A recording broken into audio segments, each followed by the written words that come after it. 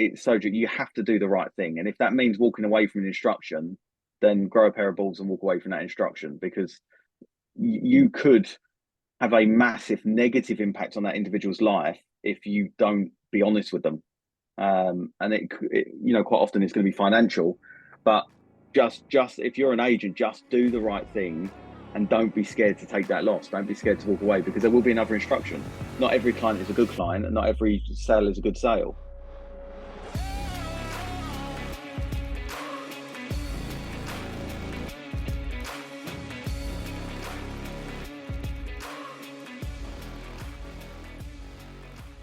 So, Nick, what is the one thing that truly maximizes the value of someone's home when they go to sell their property? Um, it, I think that's a hard one, because I know you're asking for one thing, but I think it's impossible. For me, I think there's two things, and I think it has to be the two things. And one, I know one of your other guests has touched upon this, but is the agent with their negotiation skills. That's a massive factor. The other part is the marketing, because I think if the marketing could be great, but if the negotiator is poor, then you're not going to maximize that price. If the marketing is poor, you're not going to attract enough people to come in for the good negotiator to be able to lift that price to where they need to be. So you really need them two things hand in hand, in my opinion, to actually maximize that value. Why? Well, it's exactly in the sense of, if your marketing is great and you've got all these people come through your door, that's great. You can have 30 viewings come through it this weekend. If that comes in and you've got some, let's say some young gun that's just come into this industry, that they've been a negotiator for 6 weeks or even 6 months, are they really going to have the experience to deal with those people to get them to the maximum price, or are they just going to get what price they can, eke out of them easily and just chuck that at the client? Like, you got to make sure to maximize that price, you've got to have your negotiator's skills have to be spot on. You have to have them as sharp as you can get them. You've got to take so much training in order to do that. And training in negotiating alone in this industry, nobody does it.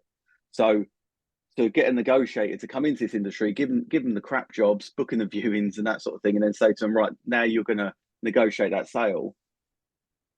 Like I said, the marketing could be amazing, but if they drop the ball and they don't lift those offers up to where they need to be, then the marketing was pointless. But equally, on the other side, you could have a world-class negotiator, but if the marketing was crap to start with, and it's not brought in the eyeballs on that property, it's not brought in the viewings, and you've only got 2 people you're discussing this with, the chances of you ensuring that you're going to get the best price for that property are reduced, because you've not had everyone through the door. So yeah, that's why I kind of feel them two need to go hand in hand. One without the other is useless. Yeah, totally understand. Totally understand. When you say marketing, what do you mean by marketing? Are you specifically talking about price, or are you talking about everything? So, like, you can get away with the pictures being crap if the price is low enough that it's going to drag in that amount of interest.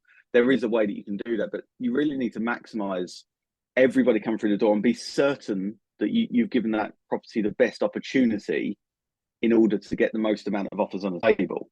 So the presentation, I feel, is important. The presentation needs to be important. You see some, don't get me wrong, some of the iPhones now, the cameras on them are glorious.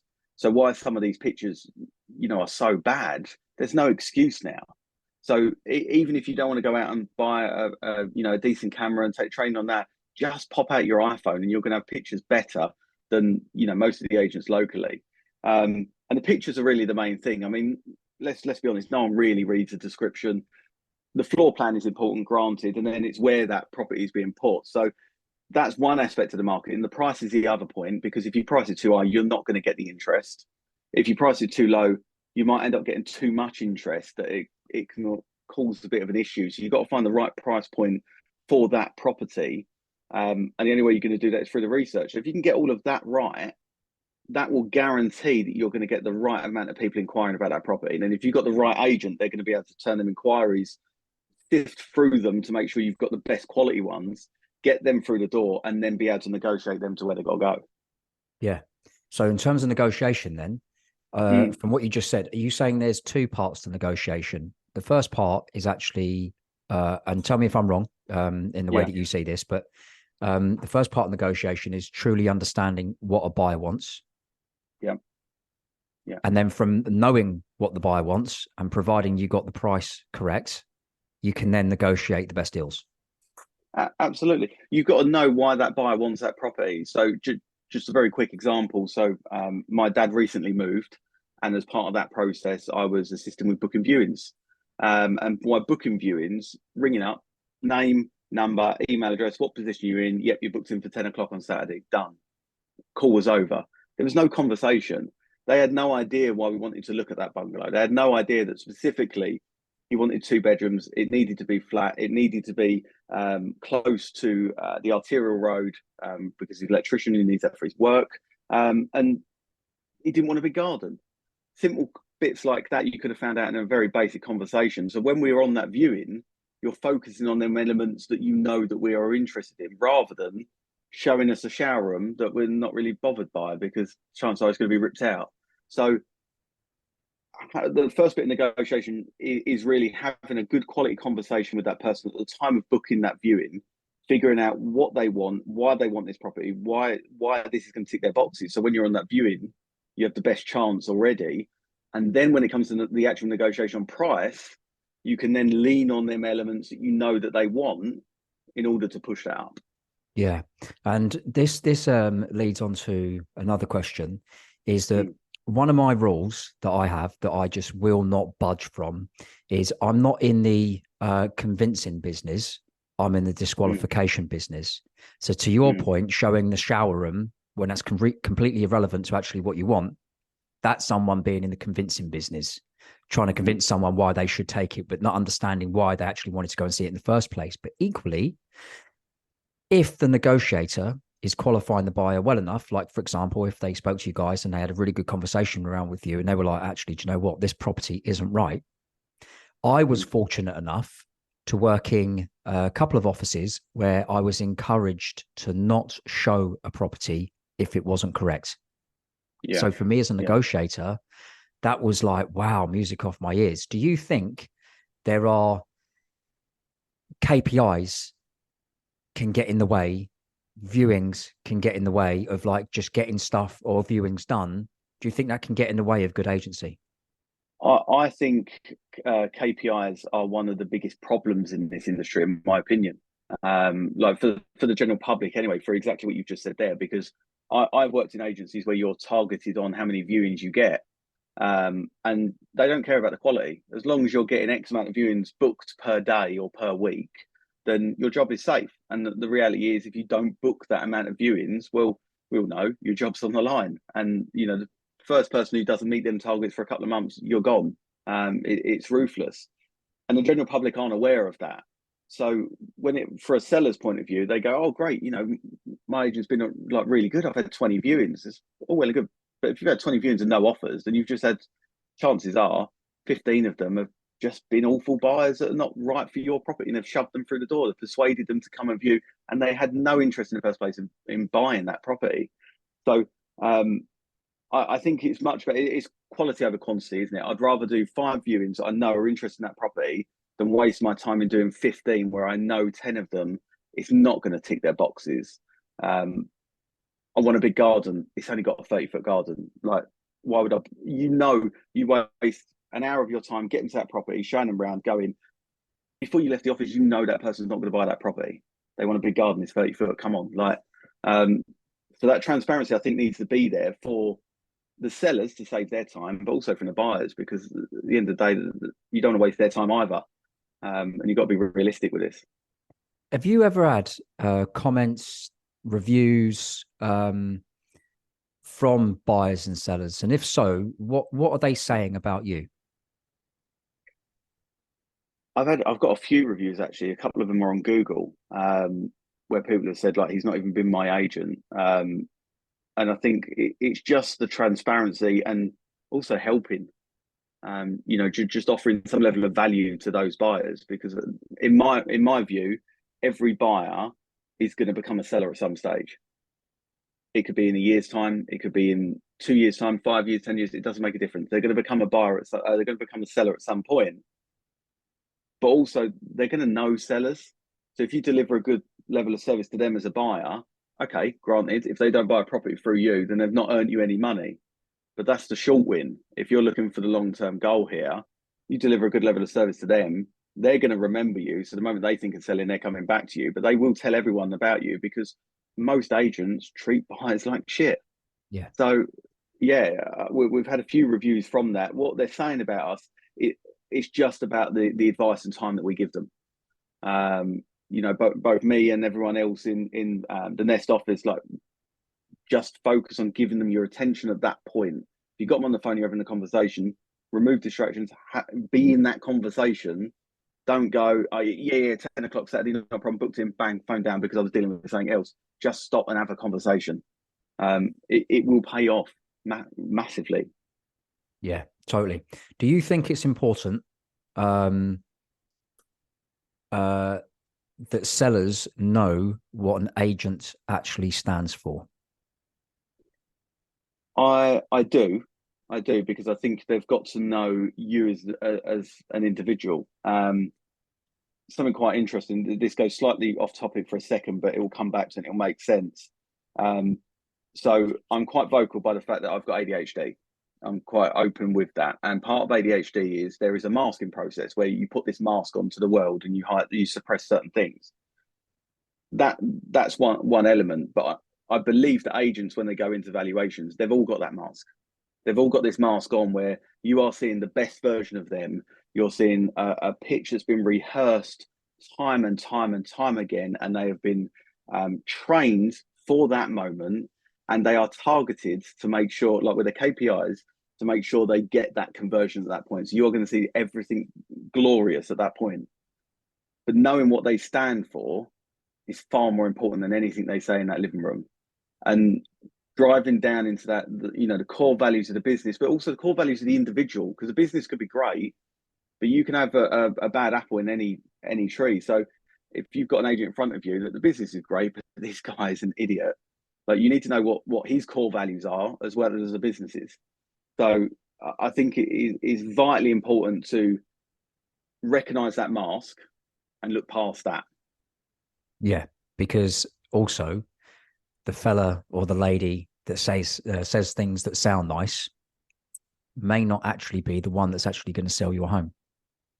No, exactly. If anything sounds good, there's got to be evidence to back it up. And if there's no evidence, ignore it. Yeah. Yeah.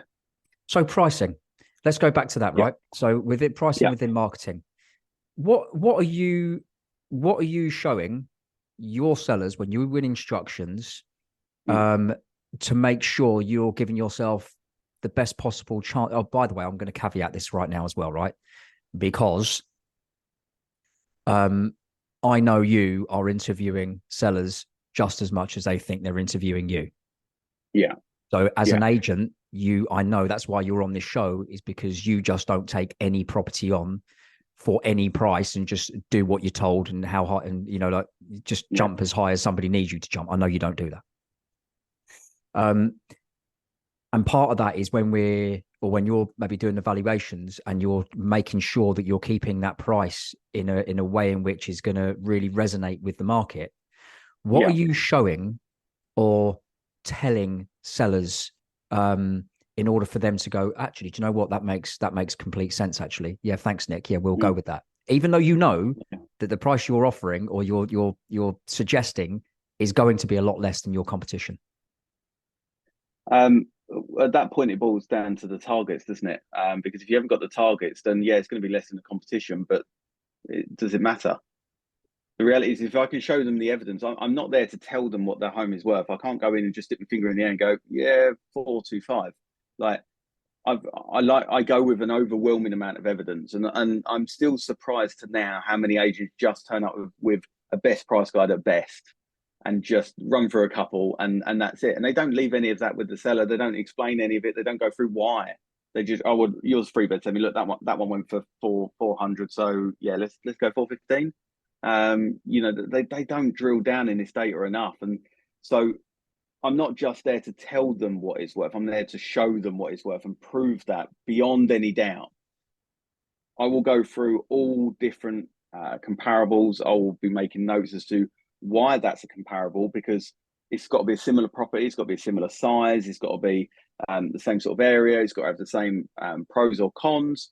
But equally, some of them have got to be slightly better, some of them have got to be slightly worse, because we've got to figure out where on that scale they're sitting and why. And as I'm showing that to the seller, they're almost valuing it themselves, because I'm giving them all the tools right now to see this themselves. And you see on almost every seller, like there's a little click where they realize. And for me, I work from the bottom up. So I go from, look, this is way too low, but let's cover this, cover that, cover that, cover that. Right now, I think this is slightly better, and explain why. And you can see in their eyes often there is that little click where they kind of go, yeah, okay, yeah, this makes sense. But that's just one part of it. And I know there's a lot of people that are not a fan on this, but I am a fan of price per square foot. I am a fan of that. Yeah. Not as a individual way of valuing a property, but as a way of either validating or discounting what the other comparables are saying. Because if one of these properties are getting, let's say 375 and you're thinking 360 and their mind's a little bit higher, then, well, hang on a minute, that's 400 square foot bigger. So we need to take that into consideration as well, because that's a lot of space. So I do look at that aspect as well. I do look at some of these online calculators, but I tend to take various, lots of different ones and take their figures, because again, sometimes they can back up what you're looking at, but equally they can discount it. So an overwhelming amount of evidence, so you can show to them beyond reasonable doubt what that home is worth, and then allow them to almost like value that themselves. Back to being less than the competition, that happens regularly. But that's where KPIs are a killer in this industry, because I've not got any targets. I don't set myself targets. Like, if I win that business, great, I'm happy. If I don't win it, am I going to be disappointed? Absolutely. But I would much rather be disappointed and know that I've been honest with that seller than lead them down the garden path and know in my heart of hearts on completion, I overpromised them 25 grand just to win that business, because that's not me, and that's not the right thing to do. So yeah, it's commission over ethics, I think, when it comes down to that point. Absolutely. But also at the same time, and this is what I think a lot of agents don't take into consideration. And by the way, going back to your point of when the other agents are not showing why they're suggesting a certain price, they're not looking at the pounds per square foot. I'm a great fan of pounds per square footage. So there's going to be properties, maybe 2 flats inside the same building. Guess what? They may have a completely different price. And that will come down to the good, the bad, the ugly. But it will also come down to appetite. So what is the appetite like? So appetite will play a role in the actual pricing structure as well. But I think a lot of agents steer away from having that conversation, maybe because they don't know. It's not because they don't know what they're doing, but it's because they know it's the KPI that's getting in the way of having a proper conversation. And then they then have to go back to the office on Monday morning to explain to their director why they've not been instructed on those properties. And it's all, in my view, short-term game. One of the rules we had in one of the offices I worked at when I first became a sales manager, my director said to me, John, always go for the second sale. And I was like, what does that mean? They were like, don't try to win the first sale. If it's not right, don't try and win it. It's pointless. You're wasting your time. You're wasting the seller's time. You're wasting everyone's time. Stick with this, like literally do what you do in terms of evidence and go there and really just try to guide someone. And if they're not up for it, that's fine. My door's always open. If you need me later, then come back. Because I knew the other agents wouldn't deliver. So a lot of my wins ended up becoming because I went for the second sale. Yeah, the second sale is always the best one for me. You get a far motivated seller, because at that point they've experienced the bad. There's a reason they're coming to you the second time around. They're not happy. So they've experienced the bad, and they may not have appreciated, and there's arguments that could be down to the value demonstrating that, but they may not have appreciated what you can do or what you can deliver or how you work, or even who you are. But then once they've experienced that bad, because some sellers pigeonhole estate agents, they must be like this, and if you're not like that, they struggle with that. So they instruct the 3-piece suit with the standard kind of pitch, and it doesn't go well. So when they come back to you, they're far more motivated. They're willing to listen, and they know that you were right. So they kind of give you control and just say, look, just take over and get this sold for me. And they trust everything you say at that point. So the second time round, or the second hand stock, as I call it, like it's some of the best sales and some of the best clients, really. Yeah, absolutely. Because you have to let sellers go and experience it for themselves, as opposed to, because ultimately, like you say, you're one of three agents, and how does a seller differentiate between people wearing nice clothes, turning up in a nice car? When I used to go to my valuations, I turned up in like a 3/4 length duffel coat, a pair of chinos, a pair of shoes, and maybe just a nice shirt. But then I was on a track bike, the things you go around the velodrome in. That's what I was turning up, Yeah, and people were like, and you are? And I'm like, I'm John. I'm yeah, coming. I'm. You know what I mean? And they're like, oh, you're John. Yeah. And but it yeah, was straight away. It wasn't a case of I'm turning up in the nicest, sharpest suit with the patent shoes, with the BMW outside, talking a good game, telling everybody what I'm marketing stuff for, but not actually what I'm actually selling it for. And I won a lot of my instructions. Yes, skilled at what I do. You're clearly skilled at what you do. You know what you're doing. So the skill comes up, but the way I dressed wasn't going to get somebody results. My yeah. methodology, my systems, my processes, that's what was going to get people results.